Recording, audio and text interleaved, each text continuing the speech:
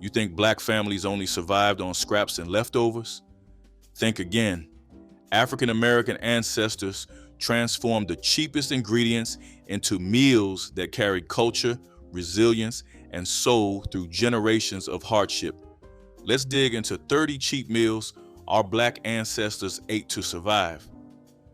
Potlikker with cornbread was the liquid gold that nourished black families when nothing else remained in the pantry. After collard greens or turnip greens simmered for hours with salt pork, the cooking liquid transformed into a nutrient-rich broth that families refused to waste. This greenish-brown liquid held vitamins and the essence of everything cooked in it, far more valuable than water alone. Families ladled warm potlikker into bowls and crumbled day-old cornbread directly into the liquid, creating a filling meal from what others poured down the drain. Children grew up sipping potlikker as medicine and comfort, knowing this humble broth represented their family's ability to stretch every ingredient.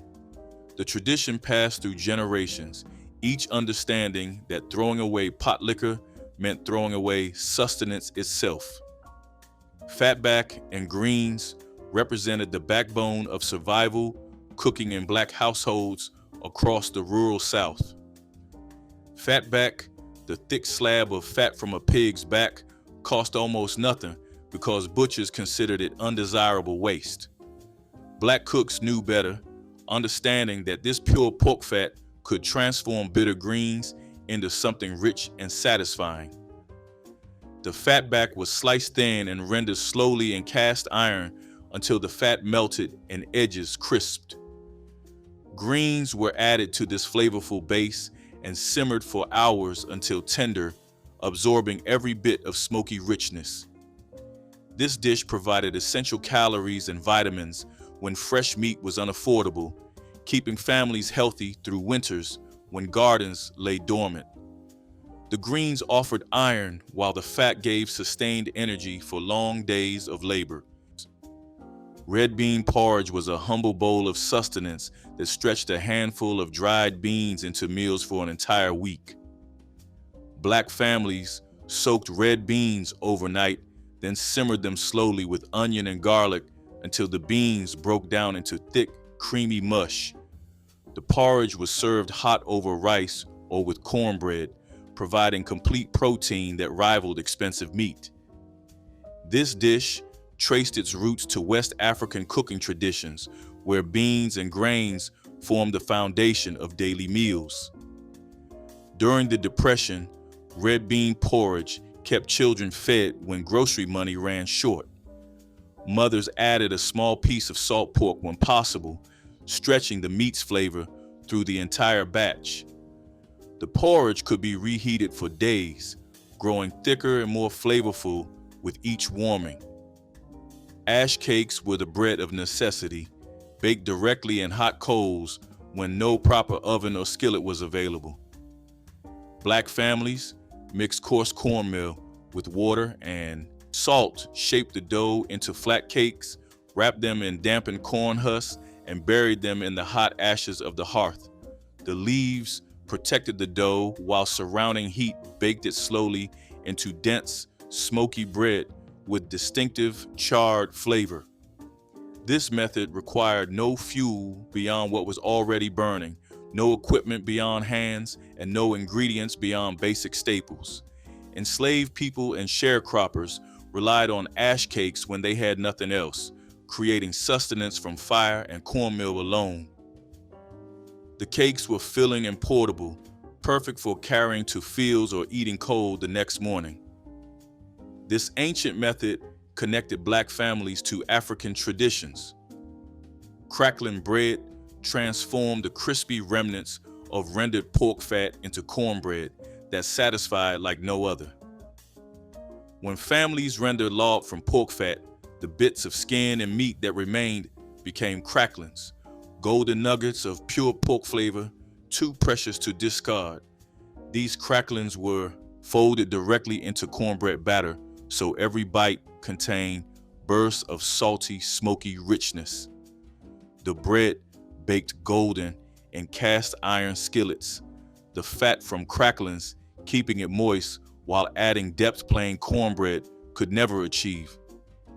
For families who could only afford the cheapest scraps, crackling bread represented abundance and resourcefulness.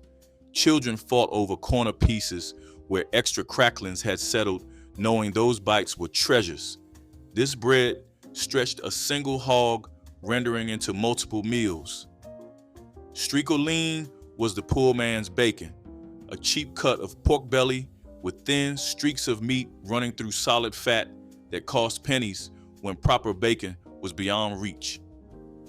Black families fried these thin slices until the fat rendered and meat crisped, creating a breakfast staple that filled bellies and provided energy for grueling workdays. The rendered fat was saved for cooking vegetables, frying eggs, or seasoning beans, making every slice work double duty. This cut appeared at breakfast tables across the South, sizzling in cast iron alongside eggs and grits, filling kitchens with the smell of pork. Though wealthier families looked down on this fatty cut, Black households understood its value. The fat provided essential calories during scarcity, and the small amount of meat satisfied cravings when ham was unaffordable. Blackstrap molasses, Johnny cakes combined two of the cheapest ingredients into griddle cakes that provided iron, energy, and comfort in every bite.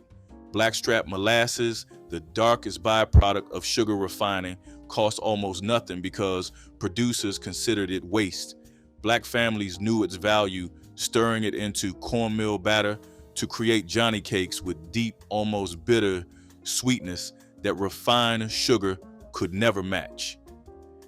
These griddle cakes were fried on cast iron until golden, served hot with more molasses, drizzled on top, or eaten plain as portable breakfast.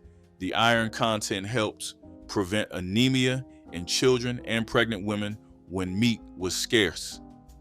This dish represented the alchemy of poverty cooking, transforming industrial byproducts into nourishment that sustained families through hard times.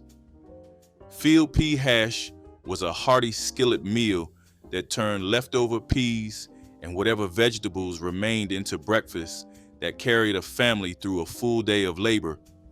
Black families mashed cooked field peas with diced onions, potatoes, and sometimes leftover meat scraps, then fried the mixture in pork fat until a crispy crust formed on the bottom. The hash was served hot, often topped with a fried egg, creating a complete meal from ingredients that cost almost nothing. Field peas grew abundantly in southern soil, required little care, and dried easily for winter storage, making them a reliable staple in Black gardens. The hash made use of peas cooked days earlier, ensuring nothing spoiled or went to waste. Mothers taught daughters to press the hash firmly against the skillet, creating the crispy bottom that made each serving satisfying. Neckbone and rice transformed discarded pork bones into a meal of surprising richness and depth. Butchers sold neck bones for almost nothing because the meat was sparse and bones were considered waste by those who could afford better cuts.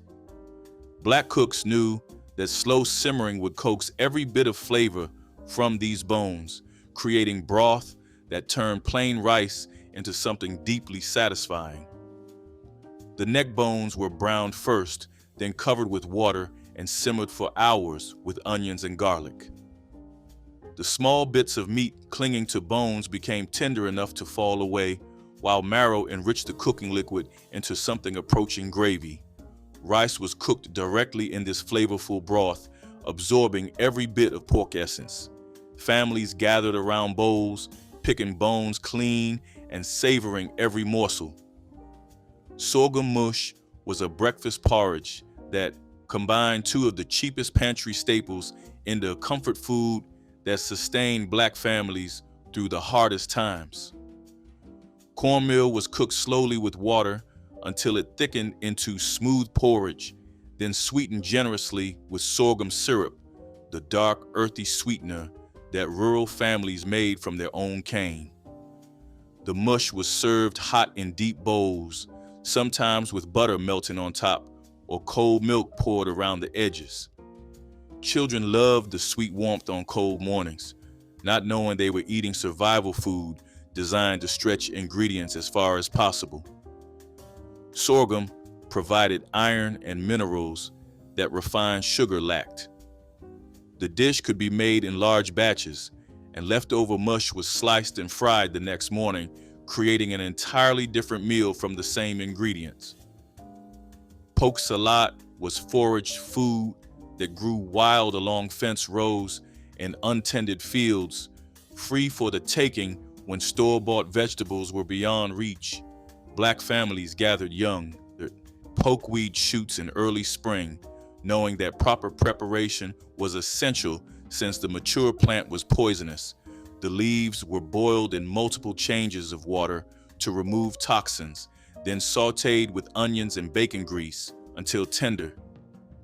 This dish required knowledge passed through generations, teaching children which plants to pick, when to harvest, and how to cook them safely.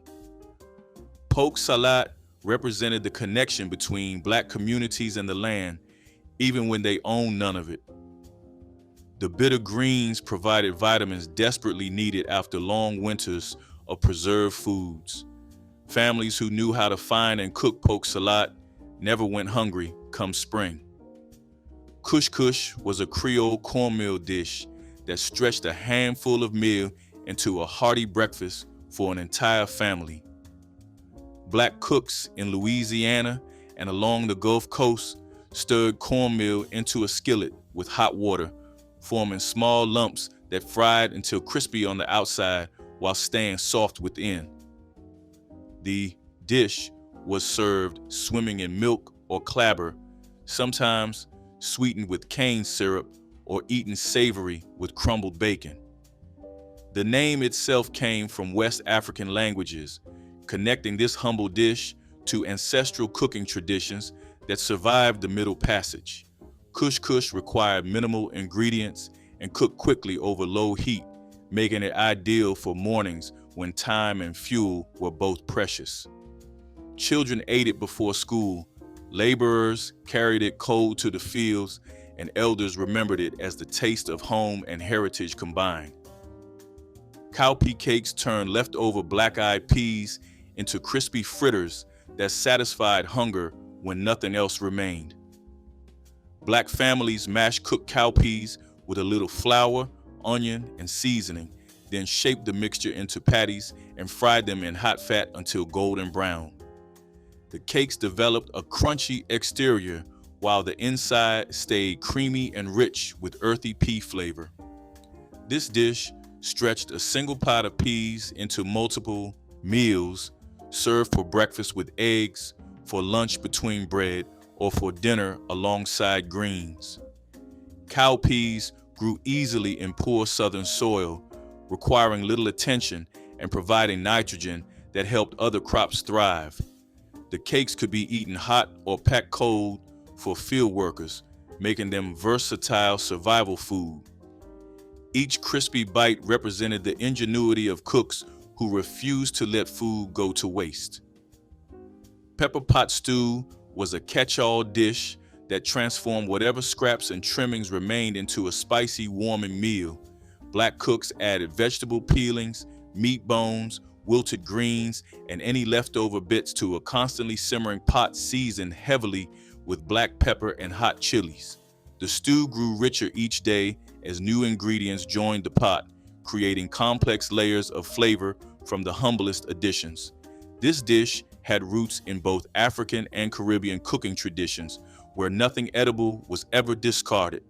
The heat from the peppers masked any off, flavors from aging ingredients while stimulating appetite and warming the body.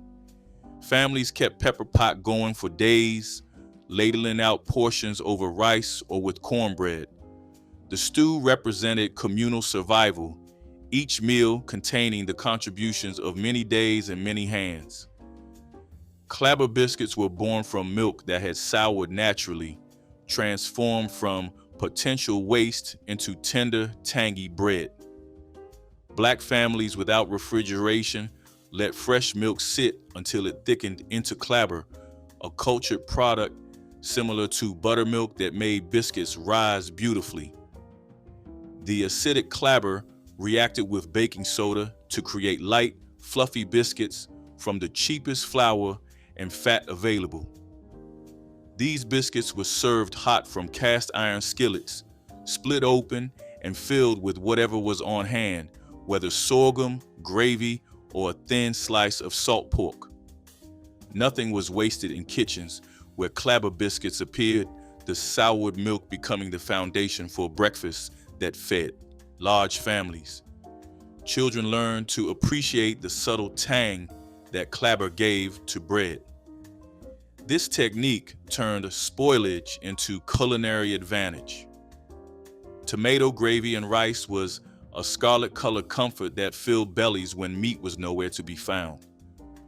Black cooks started with bacon drippings or lard, stirred in flour to make a roux, then added canned or fresh tomatoes and water to create a thick, savory gravy.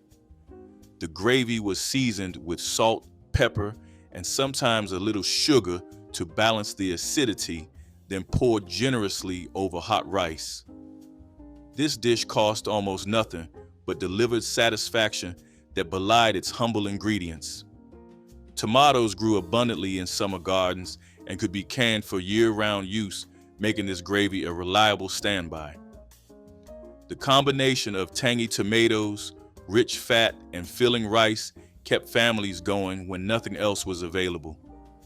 Children often requested tomato gravy even when other options existed, loving its bright color and comforting taste. Bone marrow spread turned the insides of discarded bones into a rich, buttery topping that elevated plain bread into something special. Black families roasted large beef or pork bones until the marrow softened, then scooped out the creamy centers and spread them on cornbread or biscuits while still warm. The marrow had a silky texture and deep, meaty flavor that cost nothing since butchers gave away bones. This spread provided essential fats and nutrients when butter was unaffordable and meat was reserved for Sunday. Children watched as mothers cracked bones and extracted every bit of marrow, learning that valuable food often hid inside what others threw away. The spread was sometimes mixed with salt and herbs, stretched further across more bread. Bone marrow represented the ultimate no-waste philosophy of survival cooking. Corncob jelly transformed kitchen scraps into a golden honey-like spread that sweetened biscuits and cornbread. After families ate fresh corn, the bare cobs were boiled for hours to extract their natural sugars and pectin, creating a liquid that set into delicate jelly when combined with sugar. This jelly tasted faintly of corn with a sweetness that rivaled expensive store-bought preserves. Black families made it during late summer when corn was plentiful, stretching the harvest into something that lasted through winter. The process required patience and fuel, but no additional cost beyond sugar, turning garbage into treasure. Children spread corncob jelly thick on their breakfast bread, never knowing they were eating something born from scraps. This recipe demonstrated how nothing needed to be wasted when knowledge met necessity. Fried salt pork with milk gravy was everyday sustenance in Black households where fresh meat appeared only on special occasions. Salt pork, cured and preserved, cost far less than fresh cuts and kept for months without refrigeration. Black cooks sliced it thin, soaked it to remove excess salt, then fried it crisp in its own rendered fat. The drippings became the base for milk gravy, thickened with flour and poured over biscuits or rice. This dish provided the protein and fat that hardworking bodies needed, delivered in a form that stretched a small piece of pork into a meal for many. The salty, crispy meat contrasted with the creamy white gravy, creating satisfaction from the simplest ingredients. Families ate this combination for breakfast, lunch, and dinner, never tiring of its straightforward comfort. Leather britches, soup, rehydrated dried green beans that hung from rafters all winter, turning preserved summer vegetables into warming winter meals. Black families strung fresh green beans on thread during harvest season, hanging them to dry into wrinkled, leathery strips that stored for months without spoiling. When winter arrived, handfuls of these dried beans were simmered with ham hocks or salt pork until they softened and absorbed the smoky broth. The resulting soup was hearty and deeply flavored, nothing like the limp, canned beans from stores. This preservation method required no jars, no pressure canners, just time and air, making it accessible to the poorest families. The beans took on concentrated flavor as they dried, making the winter soup taste more intensely of summer's garden than fresh beans ever could. Hoghead cheese was a jellied meat dish that transformed the least desirable parts of a pig into a cold cut that lasted for weeks. Black families simmered the entire hog head along with feet and other scraps until the meat fell from the bone and the liquid became rich with natural gelatin. The meat was chopped, seasoned with vinegar, pepper, and herbs, then packed into molds where it set into a firm loaf as it cooled. Sliced thin and eaten cold on bread or crackers, hoghead cheese provided protein that required no refrigeration beyond a cool cellar. This dish represented the ultimate expression of nose-to-tail eating, honoring the animal by using every part. Families made it during hog killing season, stretching a single pig into months of meals. The tangy, savory slices became a staple at breakfast tables and in packed lunches. Pea flour dumplings were born when wheat flour was too expensive and dried peas were all that remained in the pantry. Black families ground dried field peas into coarse flour, mixed it with water and salt, then dropped spoonfuls into simmering broth or stew.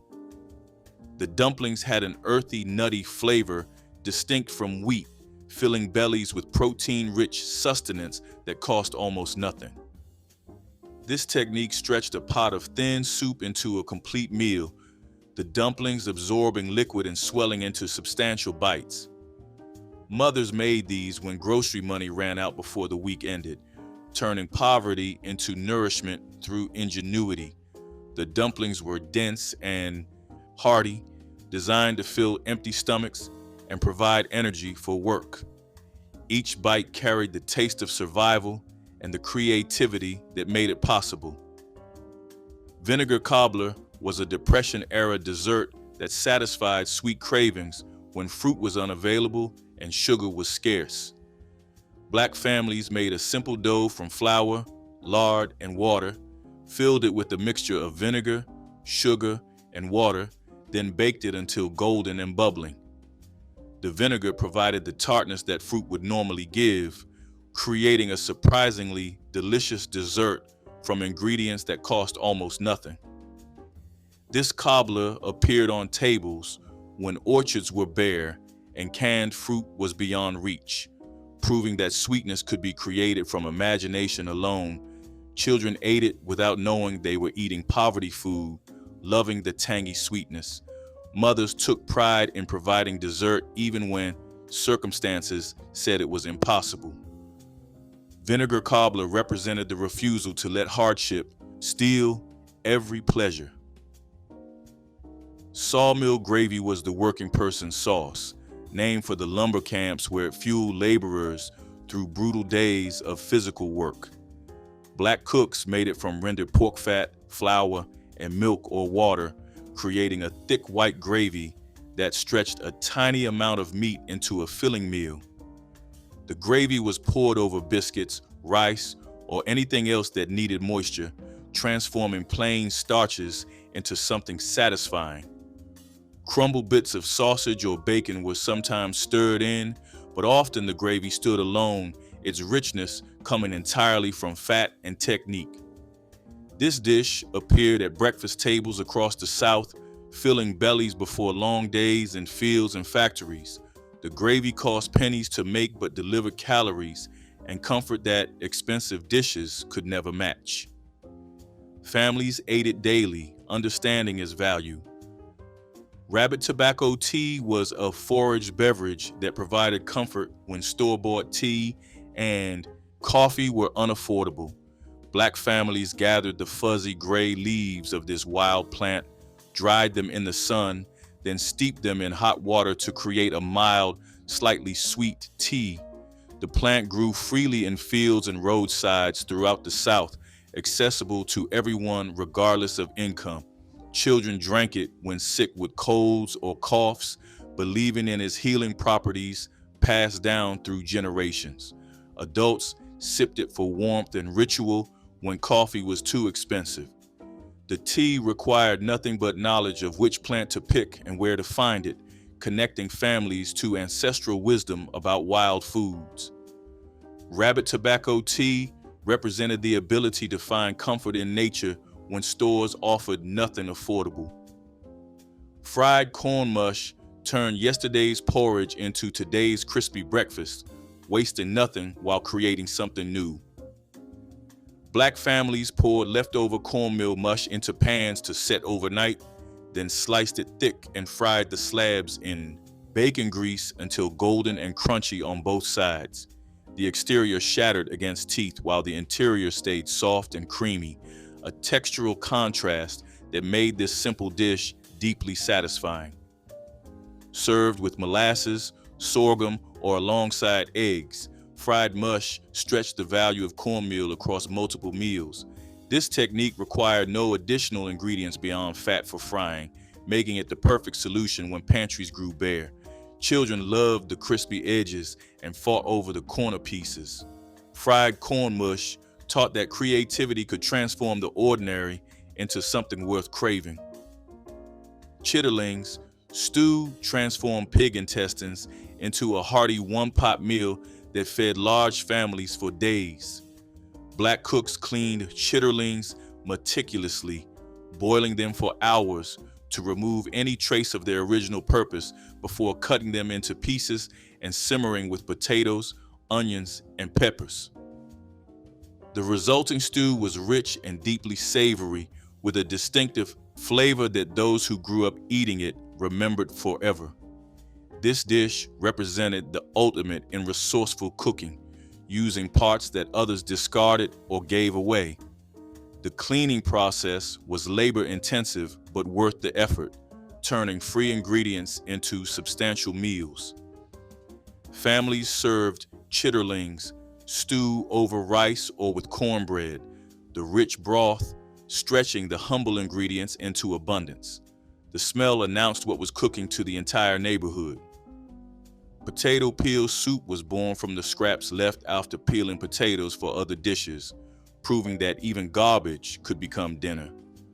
Black families saved potato peels in bowls of cold water, then simmered them with onions, salt, and whatever seasonings were available until they softened into a thin but nourishing soup.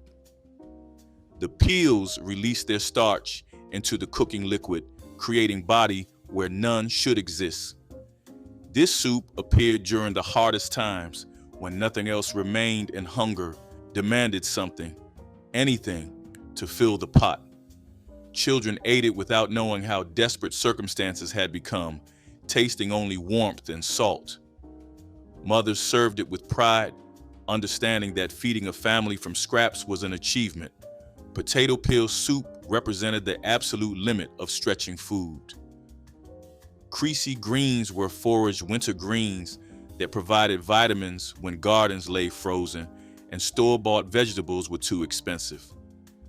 Black families searched creek banks and moist fields for these wild plants that thrived in cold weather, gathering enough to feed the family when nothing else green was available. The greens were washed and cooked with salt pork or bacon grease until tender, developing a slightly peppery flavor unlike any cultivated vegetable. This dish connected families to generations of knowledge about which wild plants were safe and nutritious, children learned to identify creasy greens alongside elders, understanding that survival sometimes meant knowing what grew freely. The greens appeared on winter tables like a promise, proof that even in the coldest months, the earth provided for those who knew where to look. Water bread was the simplest bread imaginable, made from flour, water, and salt, when even lard or butter was beyond reach. Black families mixed these three ingredients into a stiff dough, shaped it into flat rounds, and baked it directly on the hot surface of a wood stove or in the coals of a fire. The bread emerged dense and chewy, nothing like the soft loaves from bakeries, but filling and sustaining nonetheless. This bread required no rising time, no yeast, no fat, making it possible to produce when absolutely nothing else was available. Families ate water bread with whatever they had, using it to soak up pot liquor, gravy, or simply eating it plain with salt. The bread represented the absolute baseline of survival cooking. Every bite was a reminder of how little was actually needed to keep hunger at bay. Which forgotten meal would you bring back to your table? Collard greens, simmered with ham hocks, became the essential Christmas side dish in 1930s Black households, cooking low and slow while filling homes with the promise of holiday feasting. Women would strip tough stems from bundles of greens grown in backyard gardens or forage from neighbors who had extra. The greens went into massive pots with smoked ham hocks, often the only pork a family could afford, along with onions, vinegar, and hot pepper for heat. They simmered for hours until the greens turned silky and dark, soaking up the smoky richness of the pork while the ham hocks fell apart tender. The cooking liquid, called potlikker, was saved and sipped with cornbread or given to children as a tonic. Greens symbolized money and prosperity for the coming year, making them essential for Christmas dinner regardless of what else might be missing. Every pot told the story of survival, of women who knew how to coax flavor from tough leaves and make a single ham hock stretch to feed a crowd. Lard was the cooking fat that Black ancestors rendered and stored in crocks, knowing it would keep for years and make everything taste better. After hog killings, fat was cut into pieces and cooked slowly until it melted into pure white liquid, then strained and poured into containers. Lard required no refrigeration when properly rendered. It became the foundation of flaky pie crusts, crispy fried chicken, and tender biscuits that defined Southern cooking. At Christmas, lard made everything possible, from the crust on sweet potato pie to the golden finish on fried fish. A single hog could provide enough lard to last a family through the year. Mothers measured it by the spoonful, knowing its value. Lard represented abundance stored against scarcity, fat saved for the day when it was needed most. Potlikker soup was the ultimate waste-nothing creation that turned cooking liquid into a meal unto itself. After collard greens or turnip greens simmered for hours with ham hocks or fatback, the resulting broth, potlikker, became too precious to pour down any drain. African American families served this vitamin-rich broth in bowls with crumbled cornbread stirred in, creating a simple soup both filling and nourishing. The broth carried all the nutrients leached from greens during cooking, plus the smoky richness of whatever pork had flavored the pot. During wartime rationing, when fresh vegetables were precious, potlikker provided essential nutrition that kept families healthy. Elders prescribed it for colds, weakness, and malaise, understanding instinctively what science would later confirm about its value. Children might not have loved the taste, but they grew strong on it nonetheless. Potlikker soup proved that African American cooking wasted nothing and honored every ingredient. Possum with sweet potatoes was Christmas dinner royalty in rural black communities during the 1930s, a dish that turned wild game into holiday luxury. Men and boys would hunt possums in the weeks before Christmas, trapping them alive and penning them up to feed on scraps until the meat sweetened. The animal was cleaned carefully, soaked overnight in salt water, then roasted slowly in a cast iron Dutch oven surrounded by sweet potatoes from the fall harvest. The fat rendered into the potatoes as everything cooked together, creating a rich and savory gravy that needed nothing else. A single possum could feed an entire family of 8 or more when stretched with potatoes and cornbread. The dish required no money, only skill, patience, and knowledge passed down from elders who remembered harder times. For children growing up during the Depression, possum and sweet potatoes meant Christmas had arrived, that despite everything, there would be meat on the table and warmth in the home. Molasses was the sweetener that never spoiled, sitting in tin cans and ceramic crocks in black kitchens for years without losing potency. This thick, dark syrup was a byproduct of sugar refining, making it cheaper than white sugar for working families. Mothers drizzled it over biscuits, stirred it into gingerbread, and used it to sweeten everything from baked beans to holiday cakes. Its deep, almost smoky sweetness carried iron and minerals that white sugar lacked. Molasses was essential for making traditional Christmas treats like stack cakes and pull taffy. A single gallon could last a family through winter, stretching sweetness across months of cooking and baking.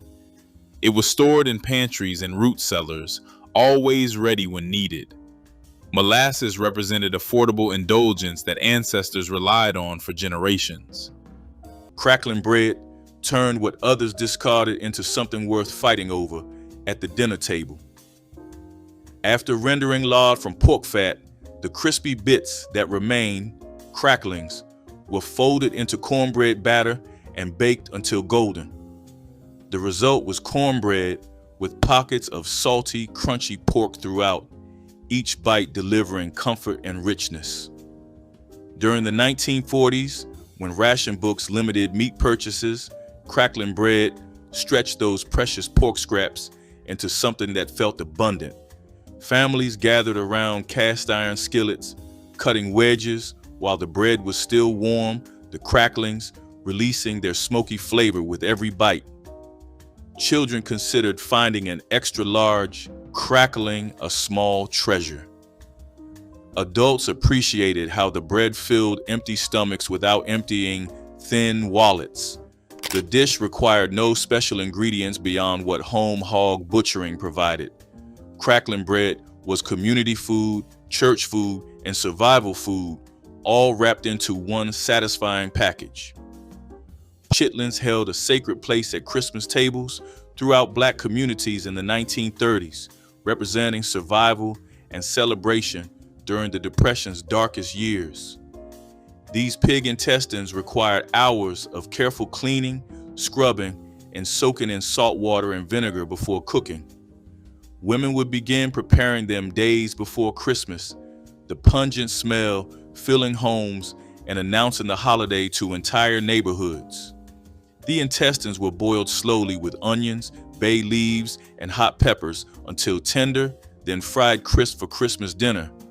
The dish cost almost nothing since butchers gave away intestines or sold them for pennies. For black families who rarely afforded traditional holiday meats, chitlins transformed what others discarded into celebration. Children might not have understood the sacrifice, but elders knew every bite represented resourcefulness passed through generations. The aroma that once signaled poverty became the smell of Christmas, proof that dignity could rise from what the world threw away. Salt-cured country ham was the centerpiece of Christmas tables and the ultimate preserved meat in black households for generations. Whole hams were rubbed thick with salt, sugar, and sometimes black pepper, then hung in smokehouses where they aged for months or even years.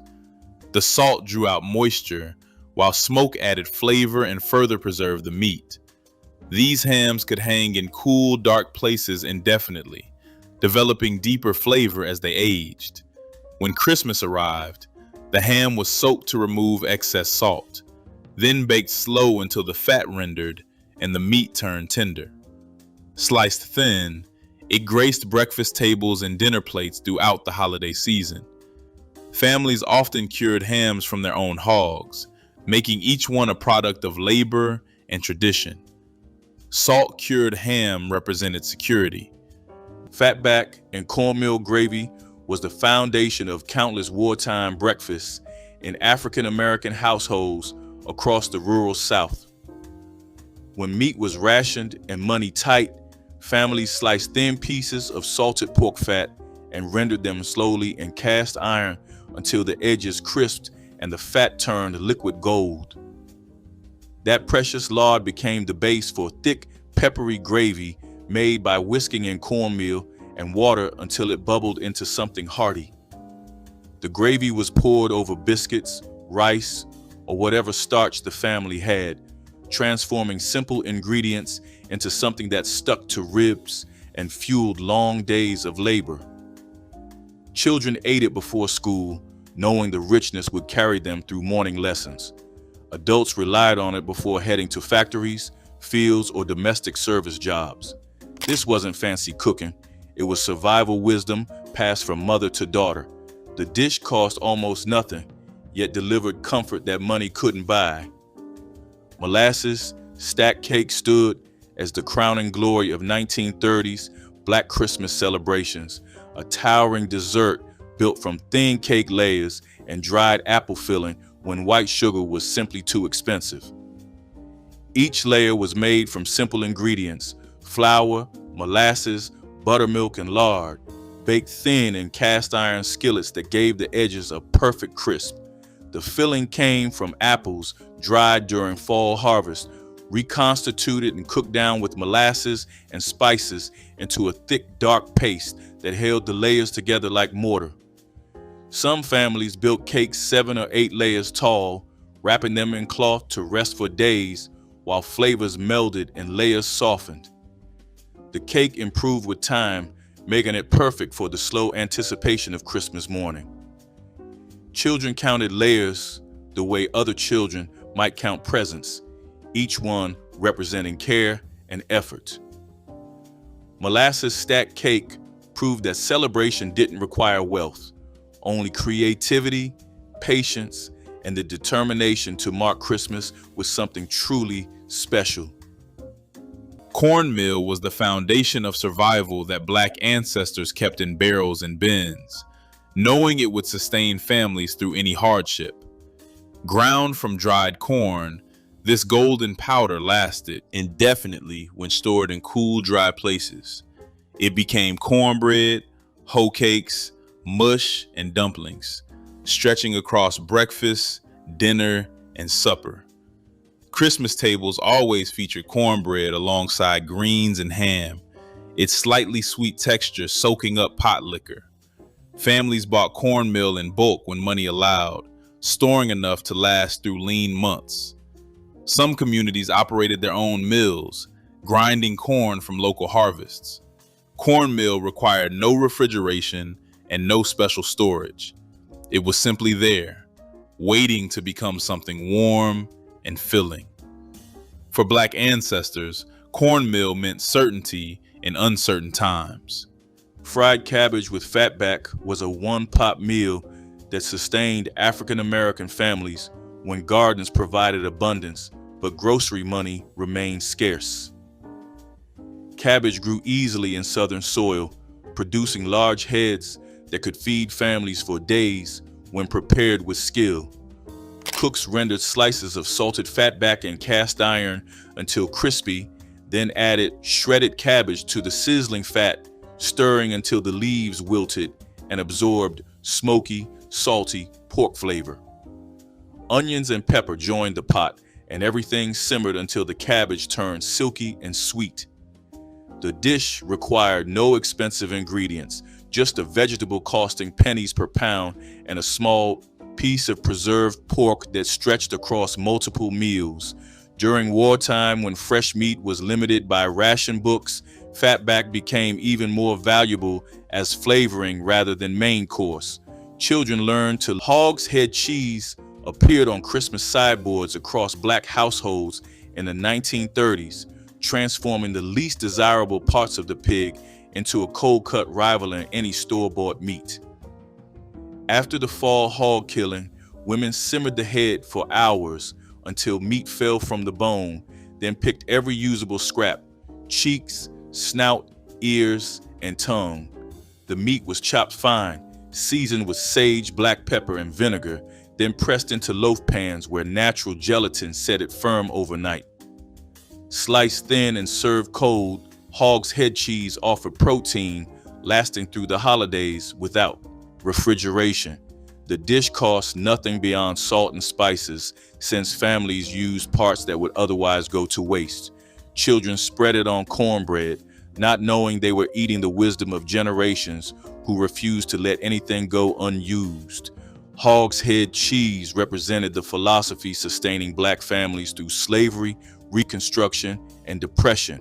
Waste nothing, honor everything, find richness where others see only scraps.